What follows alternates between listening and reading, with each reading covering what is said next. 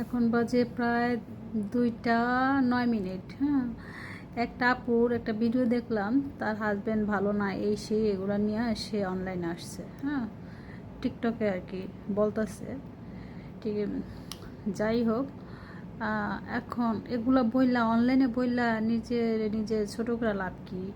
নিজের ভিতরের কষ্টগুলো নিজের ভিতরে রাখতে পারলেই আমি মনে করি বেটার। হ্যাঁ, টিকটক করুক, আনন্দ করুক, ফুর্তি করুক, নিজের সময়টা নিজে, কাউকে তো এখানে বলার মতো আমি দেখি না। কাউকে বললে লাভ কি?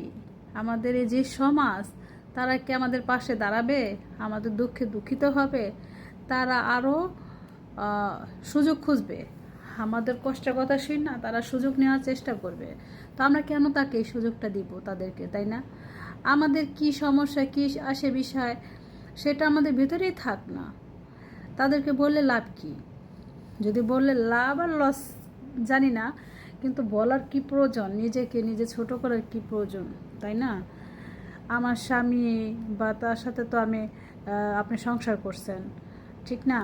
তা সে খারাপ ভালো আপনার ভাগ্য নাই, বা ভাগ্য ভালো না, হয়তো আপনার স্বামী ভালো না, তাই আপনি ত্যাগ করে চলে আসছেন। ব্যাস, শেষ, পিছিয়ে দিকে ফিরে তাকাবেন না, সামনের দিকে আগে যান। তো টিকটক করে এই সমস্ত কথা বলে নিজে নিজে ছোট করবেন না আপু। এটা আপনি ছোট হইতেছেন, একটা পুরুষ মানুষ কিন্তু ছোট হয় না সমাজে, একটা নারীরই ছোট করে দেখে। তারা এই সুযোগগুলো, মানে যে সমস্ত কথা শুনবো শুন না, আরও সুযোগ নেওয়ার চেষ্টা করে মানুষ।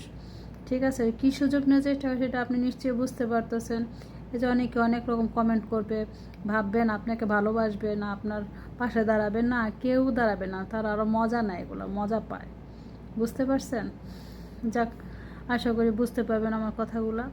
কারণ সমাজের লোকগুলা, মানে আমরা দূর থেকে যতই দেখি আহারে উহুরে করুক, কিন্তু আসলে না, তার আহার ওহারা না, তারা এটা মজা পায়।